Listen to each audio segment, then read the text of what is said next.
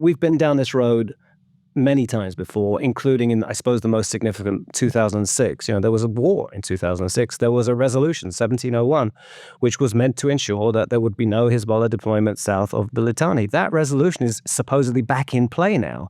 Why? With all due respect for the efforts to bring one front to calm, what compelling reason is there to believe that things will be different this time?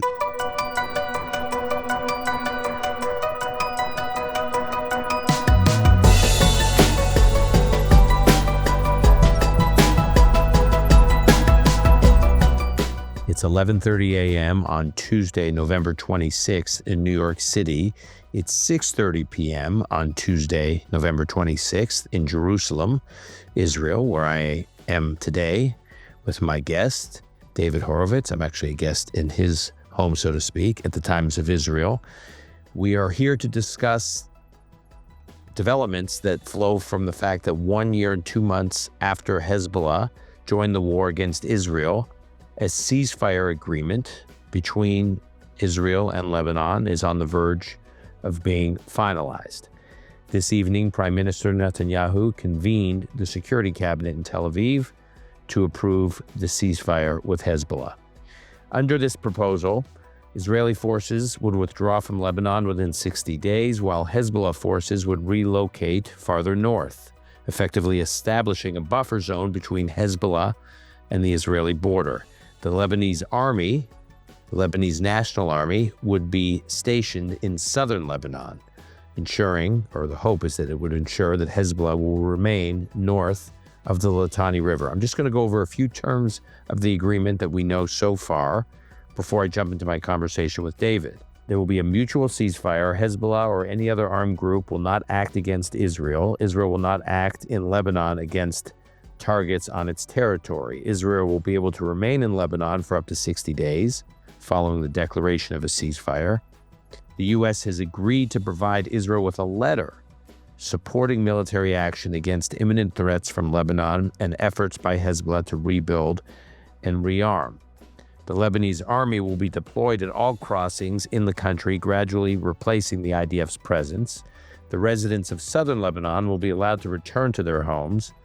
Any sale of weapons to Lebanon or production within its territory will be supervised by the Lebanese government. The deal includes a U.S.-led oversight committee to monitor implementation and address violations.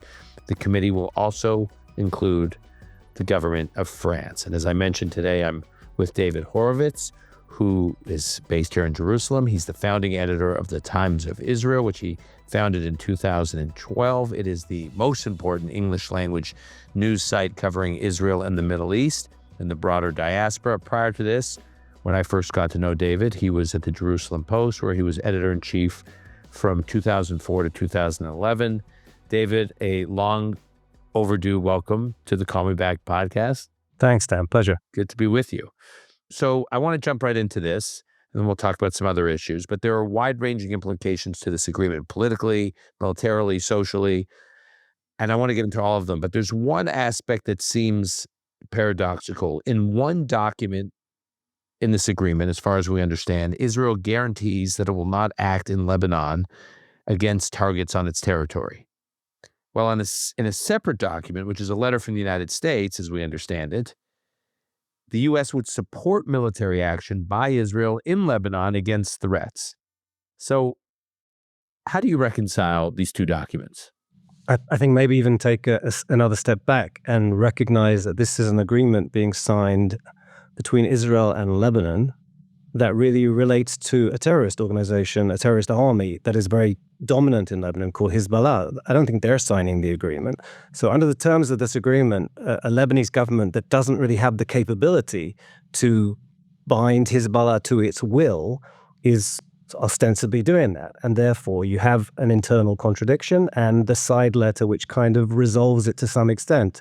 As far as Lebanon is concerned, certain things are being said, but the United States, which brokered this, recognizes that Israel may well have to tackle Hezbollah, and therefore you have this accompanying letter. And if all that sounds confusing or bizarre, yeah, that's what it is.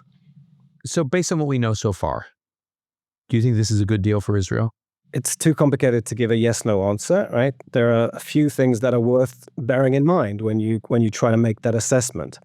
One is that the degree to which Hezbollah is so much a part of the fabric of so much of Lebanon, including physically with its military deployments.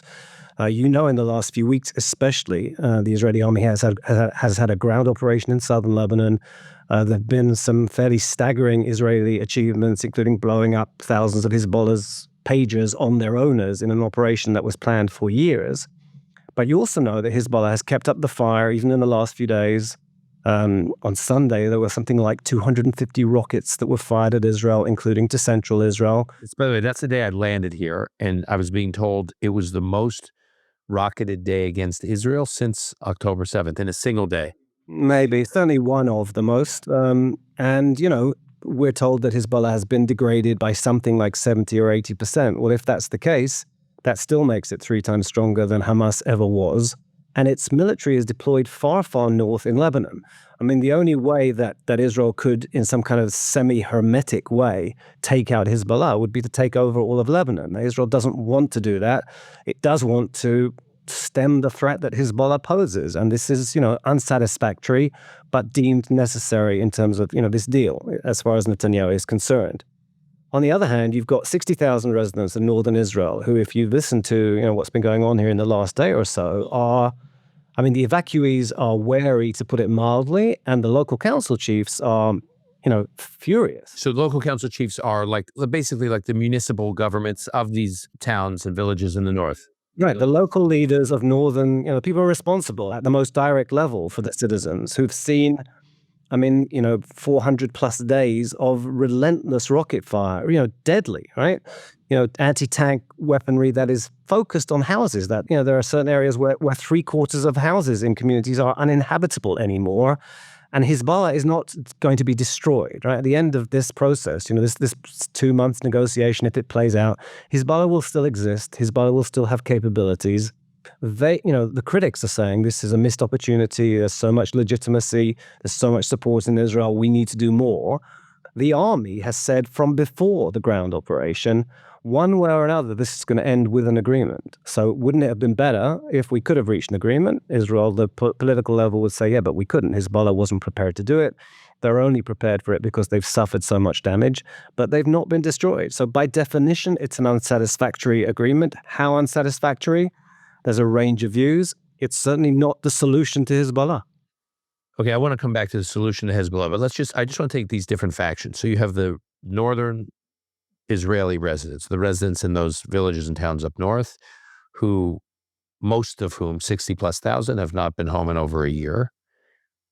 Israel, in the last few months, added as a war aim, as one of its objectives, returning the residents home, which means basically muting the threat from Hezbollah. So those residents are now going to be told, go home? The full, language of that war aim was safely, securely to their homes. And that's a big question. Is this going to be safe? What we're hearing is there won't be, like tomorrow, some kind of Israeli government statement that says, okay, folks, safe to go back home now. Rather, there'll have to be some proof. And in fact, as of this moment, the way that Netanyahu and people around him have depicted this is, this is a ceasefire. This is not by any means a permanent arrangement, and we're not sure that it's going to play out. We're not sure how it's going to play out. And I don't think there's going to be a call tomorrow or the day after by the Israeli government to those 60,000 residents of the north saying, yeah, you can go home now. It's safe to do so. First of all, they wouldn't go home, right? They're going to need some kind of tangible sense that things have changed. At the very least, the core component of that will be time. If nothing bad happens in northern Israel for a few weeks or for that couple of months, then just maybe there'll be more confidence to go back. And in the last few days, really, you'd say the opposite has been the case, that there's been an escalation, as you mentioned, of Hezbollah fire. And by the way, deeper into Israel. It's not only the homes where those 60,000 people live that are being targeted. It's way deep in Israel. And we know Hezbollah still has thousands of drones and probably tens of thousands of rockets and precision-guided missiles that can reach anywhere in Israel. So nobody should think that any of this, even the people who welcome the accord, that this marks, a conclusive end to anything. Another group, I just want to hit a few of these constituencies. Milouim reservists who are stretched, as you have reported repeatedly on Times of Israel. I've talked about with different guests. Some of these people have served well over 200 days. I was with a family member the other night who has a friend, close friend, who's up there now, who's in and out of Lebanon, goes in for a few days at a time, comes back, goes in for a few days. When they go in, their cell phones are taken away. They have family has no idea how long they'll be in for. They have no communication. It's a huge deployment up there. I mean, it's really we all think Gaza. It's like the concentration of forces are up there. Tremendous uncertainty, high number of casualties, especially over the last few weeks. Is this being welcomed, generally speaking, by the reservists, or that sort of they get a breather, or do you think the sentiment will be, yeah, sure, we get a breather, but let's be realistic.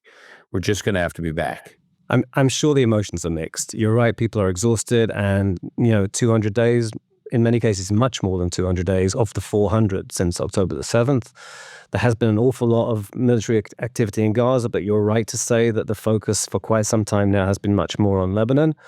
One of the political factors, which we didn't even get to yet, is, I suspect the ultra-Orthodox parties are, somewhat supportive of this, in part because of self-interest. The sense they may feel that this will reduce the pressure on the government to draft more of their young male. It takes the pressure off. Yeah, I'm not sure how much it really will turn out to do that. You mean you take the pressure off? I agree with you. I'm not sure because, the strain is overwhelming, and the sense of inequality and an unfair... The die's been cast. Yeah, I don't think so. But a huge range of emotions. Certainly, exhausted people need a break. We've been down this road many times before, including in, I suppose, the most significant 2006. There was a war in 2006. There was a resolution, 1701, which was meant to ensure that there would be no Hezbollah deployment south of the Litani. That resolution is supposedly back in play now. Why? With all due respect for the efforts to bring one front, to calm one front, what compelling reason is there to believe that things will be different this time? The fact that there's perhaps more American involvement, American oversight of the implementation? Maybe. But if ultimately it's the Lebanese Army and UNIFIL that are supposed to be policing Hezbollah, Israel knows that's not going to happen. And UNIFIL being the United Nations, effectively the peacekeeping forces. Yeah, peace observing is probably, a fairer description of, to even empathize with them a little. They're not supposed to be, intervening militarily to a profound extent. I suppose the Lebanese army is meant to do that. Even the way we're talking about this, I think highlights the necessary skepticism. You covered the 2006 Lebanon war.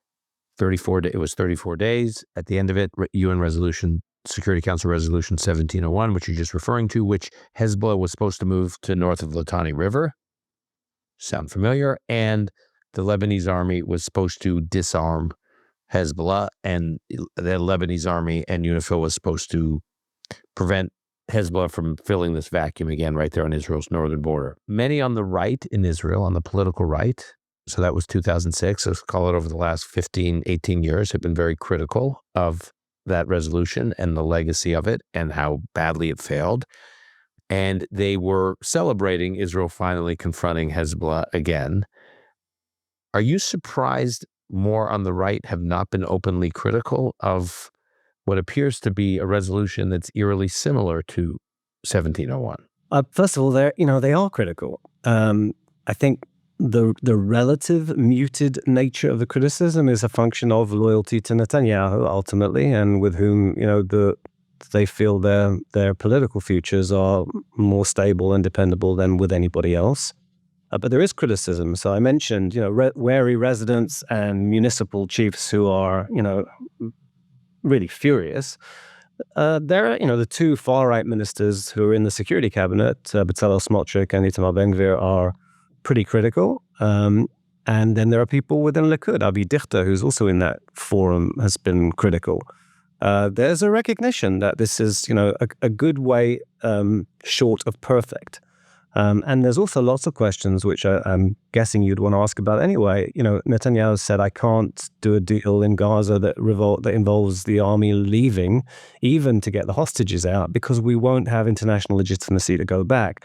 And therefore, it kind of begs the question, if international legitimacy is sufficient for this Lebanon deal, why isn't it for Gaza when there are lives that can be saved? And how credible is the argument in either of those? So first of all, why do you think Netanyahu did this deal? Look, among the arguments cited are the notion that he could not dare defy the Biden administration because it would have implications for arms supplies and UN resolutions and so on. I'm not necessarily persuaded by that. I think there is this realization. Again, it comes back to what I said at the beginning. We should take out the politics of this. This is not the same context. This is a whole country in which a terrorist army is deployed, a whole vast sovereign country. That's not the case with Gaza. There's the very, very troubling idea that is around in some circles that maybe this is some kind of quid pro quo on the far right of his coalition. There's a great desire to maintain Israel's control of Gaza and even resume settlement in Gaza. And is the price of allowing that? At least he's reducing the pressure on the Lebanese front. There are lots of arguments. I do think, I mean, in terms of just a fair one-step back position, it's really important to bear in mind that you're not going to be able to rout Hezbollah from Lebanon without taking over all of Lebanon. And in that case, in that respect, it's not the same as Gaza.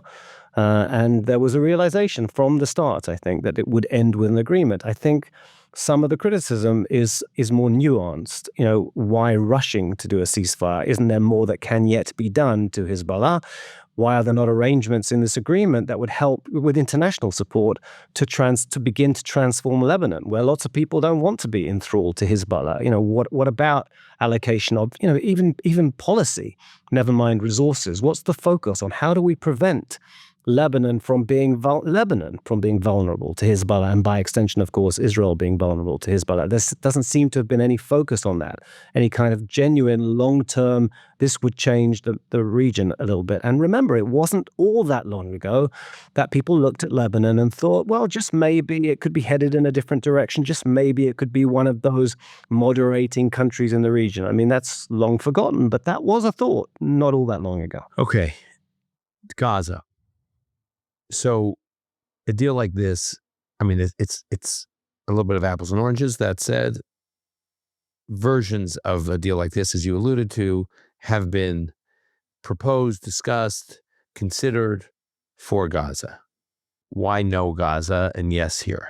Look, I don't have a good enough argument that's acceptable to me. I mean, there are lots of troubling arguments. One of which I've raised, the notion that this coalition depends on two far-right factions and the Likud itself. And by the way, there's a goodly proportion of the Israeli electorate, maybe 30% according to some polls, who want to resettle Gaza. The idea that Netanyahu, forewent a potential deal in recent months under which, in principle, he would have agreed to end the war, maybe could have got, I don't want to quote numbers, but we've had talk of 20 or 30 hostages in the early stages of a deal with the assumption that it would break down. Why would you not have done that deal? I don't have a good enough answer for that. That's acceptable to me, because it seems to me, of course, that should have been a priority. And if you're saying that the international community or the United States has got a side letter here that says Israel can, go back and attack, why couldn't that have been achieved in Gaza? And more than that, the key argument that Netanyahu raised at the height of the what was deemed to be the moment when a deal was possible. Remember, Biden had unveiled an Israeli proposal at the end of May, and it was then discussed. Was all of a sudden he came up with this thing about the Philadelphia corridor, and Sinwar was going to escape into Egypt with hostages, and from then to Iran or who knows where. And this, by the way, interconnects with this evolving scandal about leaked intelligence documents that served Netanyahu's cause, one of which turned up in Bild and so on. The arguments don't hang together. It's not a strong enough argument to say I couldn't do a deal to get some of these hostages out because we have to remain on the Philadelphia corridor between Gaza and Egypt. It's just not a powerful argument. By the way, you're speaking to me. This isn't something that lots of other people have said, but I've written about it. The way the Gaza deal, the Israel-Hamas deal, was being set up, there were really worrying elements to that deal, including very early a release of some terrible people, large numbers of them, to the West Bank. So I just want to stay on that for a moment because it's important and it's gotten lost, I think, in a lot of the debate and heat. But I heard this from a Biden administration official who was involved with the negotiations, that the understanding was some of the most hardened Palestinian terrorists serving multiple life sentences in Israeli prisons. Israel was open to releasing some of them at the end, far deeper into these phases in a potential deal. And suddenly, in these negotiations at some point, I guess it was in this early summer, Hamas said, no, those hardened terrorists we want released right away, right at the front end. And there was a theory that, as the Biden official put it to me, that maybe some of those terrorists would be released in return for male Israeli soldiers, which were considered to be the most valuable hostages that Hamas had, and Hamas wanted to get really valuable terrorists out of Israeli prisons. I'm not trying to engage here in any kind of equivalence, but I'm just articulating it the way the Biden folks interpreted what Hamas was requesting. And by front-loading the release of those terrorists, at the very beginning of the process, those terrorists would have been released, and to your point, they would have been released into the West Bank, and that was actually Sinwar's part of his scheme, part of his master plan was to unleash these monsters into the West Bank to really light up that front. So, I mean, it was complicated. Yeah, I just want to take that one step further. So first of all, when we saw what we understand to have been the terms of the deal that was being discussed in May and in June, there it was. I mean, it's in there in the material that's been published, and it's indeed, as you say, front-loaded, lots of really bad people into the West Bank in return for the Israeli women, including the surveillance soldiers and so on. If Netanyahu had come out, by the way, Netanyahu, who released more than 1,000 security prisoners for Gilad Shalit, including Sinwar, right? If Netanyahu had come out and said, I can't do this will open another front, it will be terrible, I think there would have been more empathy for the argument. Instead, he advanced this Philadelphia corridor argument, which just doesn't hold together. And that's really troubling in the context now where you're doing a deal in Lebanon, where you ostensibly have international support to go back as needed, and yet you've said, I couldn't do a deal in Gaza to free hostages because we'd never get international support to go back. I can't reconcile that. Was there ever any thinking that any deal with Hezbollah in the north would be tied to some movement in Gaza? Well, that's a claim. It's a claim being advanced by people around Netanyahu that by isolating Hamas, you've taken Hezbollah out of the equation. Hamas will feel under more pressure. Therefore, there'll be a better opportunity to do a hostage deal. That's an argument. By isolating Hezbollah, by taking Hezbollah off the table. Right, you're isolating Hamas because Hezbollah is out of the equation, and therefore there's a greater opportunity maybe for some kind of hostage deal because Hamas will be under more pressure. We shall see. But until now, Hezbollah was never willing to do any kind of deal or engage in any kind of ceasefire unless there was some kind of resolution. That's been a change in the last few days, or maybe the last few weeks behind the scenes, that Hezbollah was ready to not to do the deal, to not prevent Lebanon doing a deal without a guaranteed end to the war in Gaza. And one other shift I've been sensing here, and I've been talking about on my podcast, is just the idea that, and again, I hate to generalize, but the consensus among Israelis is that the war they have is with Tehran. The war they have is with the Islamist regime in Iran. That the Palestinian issue was already subordinated, and it's just becoming more and more and more subordinated. The recognition over the last few months that they're really at war with Iran. I guess first, do you agree with that's the kind of general mood here in Israel? There's a real understanding that they've had this very localized sense of the conflict, and there's just a growing reality that it's not really about the Palestinians, it's about Iran, A. And B, if that's the case, then where does a deal with Hezbollah fit into this focus on Iran? So I don't think there's necessarily a contradiction. In other words, recognizing that ultimately this is a war against Iran is not to completely marginalize the fact that you have an ongoing conflict with the Palestinians. What we saw on October the 7th was Hamas with a great deal of support. Remember, Hamas's relationship with Iran was not particularly smooth all through the years, and at some points they were certainly not wanting to be seen as part of the same cause as Iran, if you like. They became identified with Iran much more closely. So I think Israelis recognize.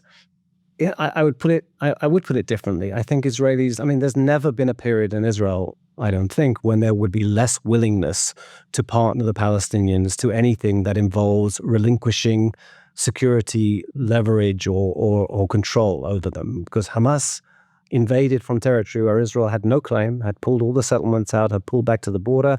They invaded, right?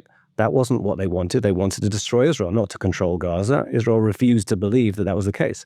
And in the West Bank, did they all rise up in anger at Hamas? How dare you invade? You've compromised all of our efforts to have Israel withdraw from West Bank territory because you've told them that leaving territory brings disaster. Not at all. In fact, you've had Mahmoud Abbas's Fatah faction, when Sinwar was finally killed by Israel, lauding him as a great national leader, right? And therefore, Israelis look to Gaza. Hey, we left that territory. Terrible things happened. They look to the West Bank, and those people there who are meant to be the relative moderates were really happy about it. So they don't think that this has marginalized the Palestinian issue. They see it, we see it, as ultimately part of this incredible hostility in parts of the region to Israel, coordinated by an Iran that has now attacked Israel directly, that openly seeks Israel's demise, and that is arming and inspiring those people on our immediate borders. I don't want to, go right to the darkness, but I will. If this deal proves to fail at some point in the near future, what could that look like? Like, how does it fail? Give me a scenario where it falls apart. Well, we don't need. You speak to me for long enough, we'll always be in the dark side. Certainly in recent months and even years, right? But maybe we should ask the question differently or look differently. We should ask ourselves, how will we see that it's succeeding? Because I think there is so much skepticism and wariness for understandable reasons that we've talked about. If there's genuine calm in the north for a couple of months, it would be a sign. I still wouldn't get carried away, right? If people in the north or people evacuated from the north, these are people just like the rest of us with concerns and children and vulnerabilities. They're not going to go back unless or until they see and feel for themselves, not because the government is telling them anything. I mean, the credibility of this government at the sort of basic practical level is very, very low. It's a very dysfunctional government. It hasn't really been terribly helpful to the people. Ministers, you hear, again, the municipal leaders, when was the last time this or that minister ever came up north physically for the day? Very rare, often cancelled, too dangerous, et cetera, et cetera. So the people and their local leaders will need to have a credible sense of safety. Right? If that doesn't happen, then you're in failure territory as well. If that does happen, then, well, how credible is it to think that this is going to be lasting? Has anything other than the not strong Lebanese army and the not capable UNIFIL done anything to make sure that Hezbollah is not rearming? I think there are so many obvious barometers of success. I think we assume the worst and then let's see, actually something different is happening. I'd be unfortunately pretty surprised to see something credible happening. I think we're going to be concerned fairly quickly that, there's an agreement and there's a temporary halt. Is Israel going to be more active than it was? I mean, there's a lot of, you've probably heard people talking about the tent that Hezbollah put up in in the border area. Israel didn't even dare, because it didn't want to spark something wider, take down a provocative, in-your-face, hey, we're right on the fence. This was a tent that was put up right over the border. At the border area. It was up until not terribly long ago, and it wasn't targeted. Hezbollah was deployed right up to the border. We haven't yet heard the full story of why they didn't pile in. Obviously, on October the 8th, they started firing rockets, but they didn't mount the ground invasion for which they had been preparing. So again, how credible is it? Has Hezbollah actually come back to the villages of southern Lebanon? Is it armed there? Did Israel find everything already there? Almost certainly not. An awful lot, yes. But, there are so many areas of this reality where it will be all too easy to see failure and where credible success will be, I think, almost a welcome surprise. I want to read here, David, from a post by Rich Goldberg, who was an official in the Trump administration, the first Trump administration, who worked on Iran counter-proliferation issues for the National Security Council in the first Trump White House. And he's quite critical of the deal as the details were emerging. And I won't read the entirety of what he wrote, but he wrote, when you're analyzing a ceasefire deal that will be violated by Hezbollah and will not be enforced by either the Lebanese Army Lebanese military or UN. The only details that matter are whether there are built-in future political constraints on Israeli freedom of action to confront the reality of an unverified and unenforced deal. The monitoring committee, he writes, Rich Goldberg writes, strikes me as something someone thinks is a good idea today, but may not be down the road. The U.S. should not seek to be the arbiter of what Israel assesses is necessary for its self-defense. I'm not sure why Israel would trust far less friendly countries with that power either, meaning like France or any of these other countries that are involved. Members of any quote-unquote monitoring committee should run far away from any perception that membership or chairmanship comes with that power influence. Otherwise, there will be an obvious pressure to constrain Israeli actions in the future. And then finally, he says, the only credible monitoring committee that exists in southern Lebanon is Israeli intelligence. The only credible enforcement committee that exists in southern Lebanon is the IDF. So, I mean, everything we've been taught about Jewish national sovereignty, the modern Jewish state, and a IDF is that Israel is in control of its own security. And the idea that there's some committee that's telling Israel what it can and can't do. I mean, what he's arguing here is the only committee that should be monitoring is Israeli intelligence. The only one who's forcing is the IDF. Is that a shock? I mean, I know we hit this before because it has echoes of 1701, but just when you just take a step back, this idea that Israel has to depend on these other bodies to help it decide when it acts is, here we are a little over a year after October 7th. It's hard to believe that it's getting itself locked into something like that. I think it's worse than that. Okay. And I think it's worse than that because his assumption is that if Israel had complete freedom of action, its intelligence and its army and its political echelons would do the right thing. You're in an Israel that doesn't have that confidence now, certainly not as a consensual public view. Right? Israeli intelligence failed utterly before October the 7th in Gaza. I mean, utterly refused. I mean, you, me, or anybody we know would have done a better job because we would have seen like Hamas is, drilling at the fence and we've got their plans to invade. We need to have more troops on that border, right? So intelligence has failed. The army failed to protect people. And in the Lebanon context, we've had years of public complaint, including from the people who live on the northern border and some way back from the northern border. Hezbollah is looking down on us. They're laughing at us. They're getting ready to attack. They've got all these capabilities. You didn't even take down their positions at the border, much less prevent them from arming and so on. So, there are concerns that Israel is now tying itself to some kind of international enforcement committee, albeit with, certain side letter potential indulgence of responding.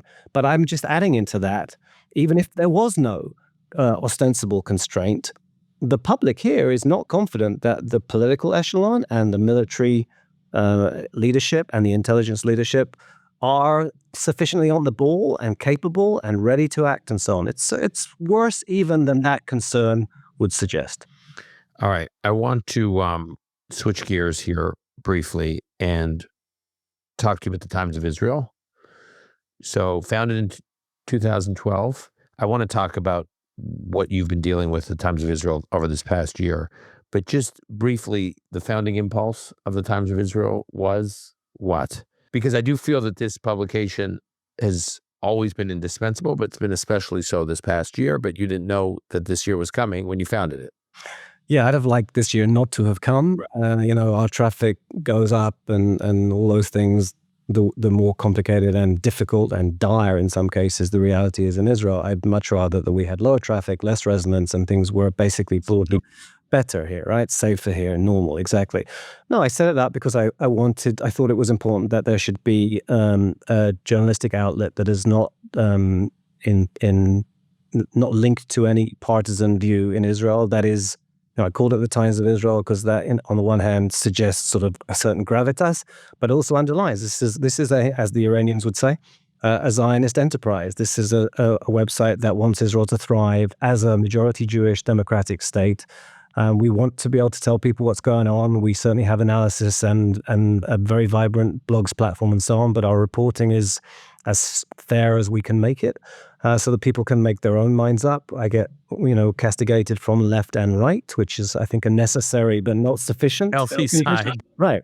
It's good. If I wasn't, that would be terrible. Right. And anyway, so I thought it was important, and we have a fantastic team here, and it's been, the last year has been as terrible for our Israeli citizens who are journalists, I should say, as for any other Israelis. We've had people on our team who've been in the army. We've got people with kids in the army. We've got people who have very close relationships with people who've lost loved ones, hostages, and so on. We're part of the fabric, and we're trying to do our job at the same time as that.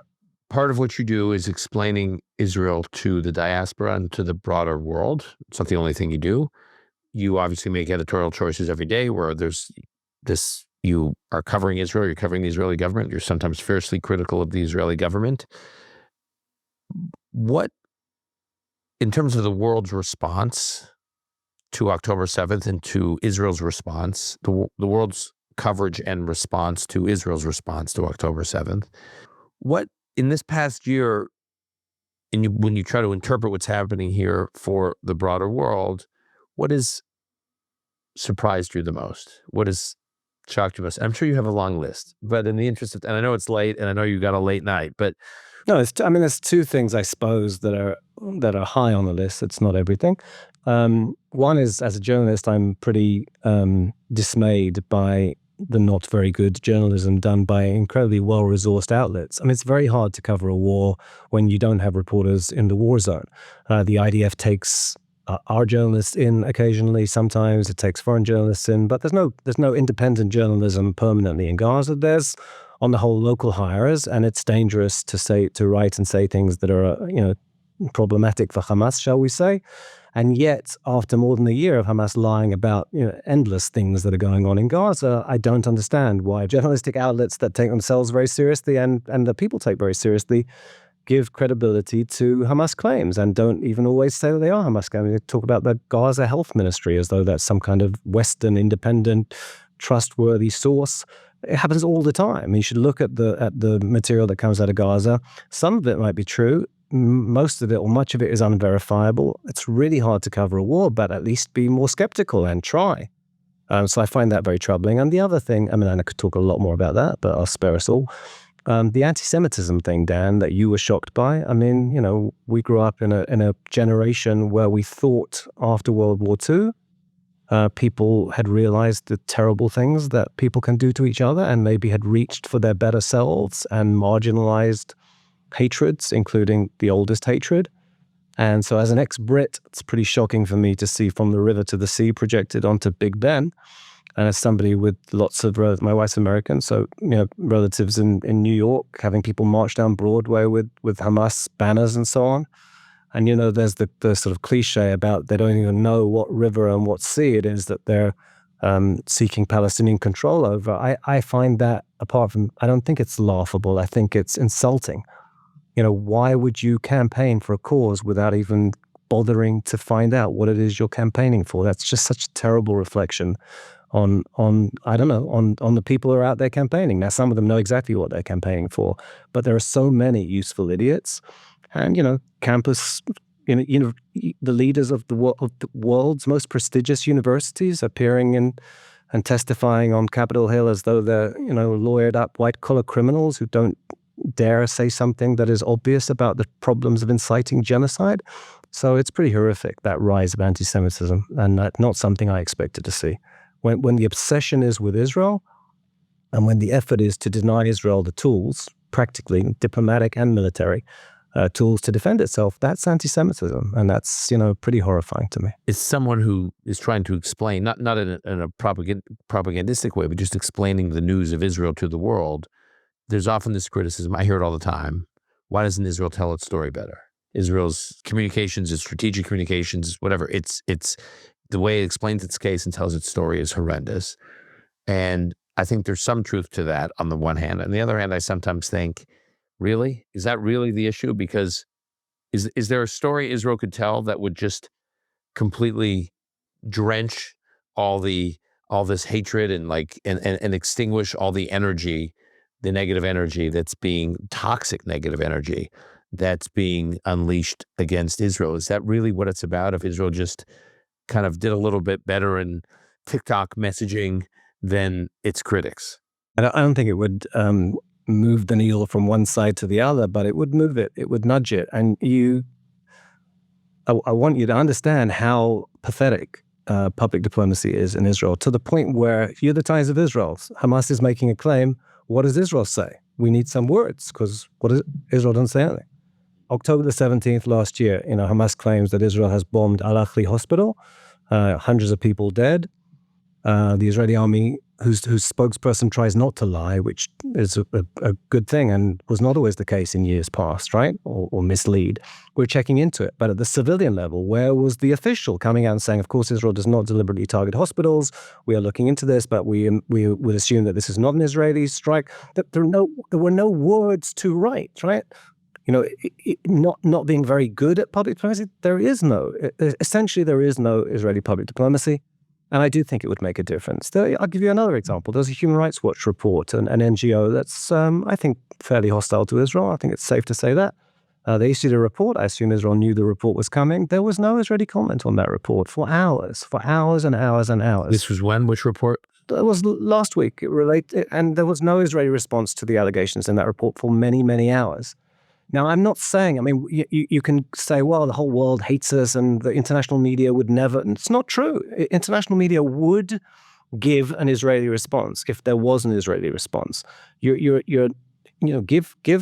people who want to be fair-minded at least some of the basic tools to enable Israel's account of what is happening at the most real time as well as the deeper narrative. Make that available.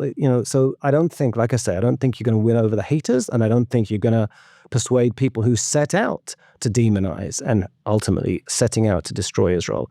But I think you would win over a goodly proportion of the I don't know and I don't know, and well, what are the Israelis saying?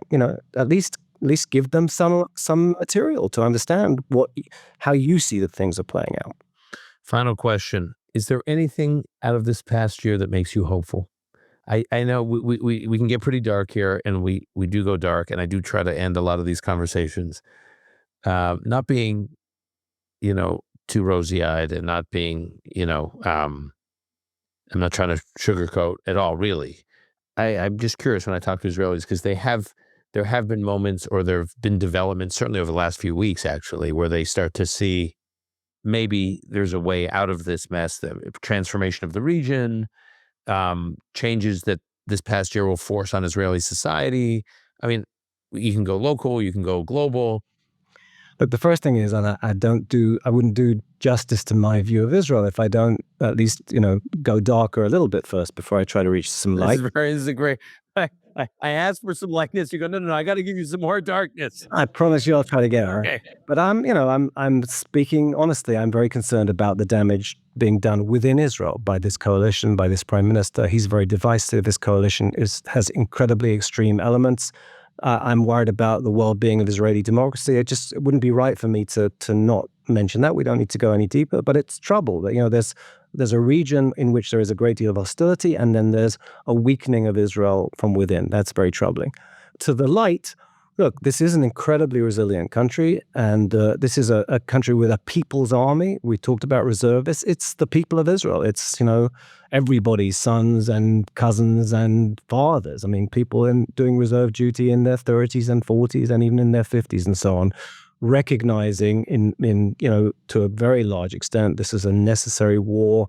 Israel has been, it was attacked on one front, then on another, and behind the scenes, and overtly now Iran is trying to coordinate the goal of destroying Israel. People recognize that. In terms of resilience, Dan, think about it. You've had times where they've told you, hey, Iran has fired some drones. They'll be here in 12 hours. We'll keep you posted. Oh, actually, they've sent some cruise missiles now. That'll be a little quicker. Oh, actually, ballistic missiles are on the way. You got 12 minutes, right? And we had that. This is insane. We're very isolated at the most practical level. Which are the airlines that are flying into Israel at the moment? By the way, airlines from the Emirates as well as El Al, and not much else, right? So you're isolated. You see a world that is hostile to you, and by the way, where your reality is you feel misrepresented, which a great deal of Israelis feel, and yet, so incredible resilience. and a sense that we better hang in there together because this country is under threat. I don't think we can take it for granted. I don't think we can take that there is sufficient unity to defend ourselves, but that has been the case. And in terms of resilience, this country is astonishing. I mean, the second Intifada, you got up every day knowing people were going to try and kill you, and people did not leave en masse. It's an incredible thing, but I don't think we should take it for granted. It has proved remarkable in terms of commitment to the country, hanging tough. It's astonishing, but I want to leave on the up, but we shouldn't take that for granted either. All right, David Horovitz, we will leave it there. Thank you. Thank you for having me here, the belly of the beast, the nerve center. And I know you are going to have a late night, so I will let you go. Thanks, Dan. Thanks for being here. That's our show for today. To keep up with David Horovitz, you can find him on X at David Horovitz. And you can also, of course, follow the Times of Israel on X, or just go to the homepage, timesofisrael.com. Call Me Back is produced and edited by Alon Benatar. Our media manager is Rebecca Strom. Additional editing by Martin Huergo. Research done by Gabe Silverstein. Until next time, I'm your host, Dan Senor.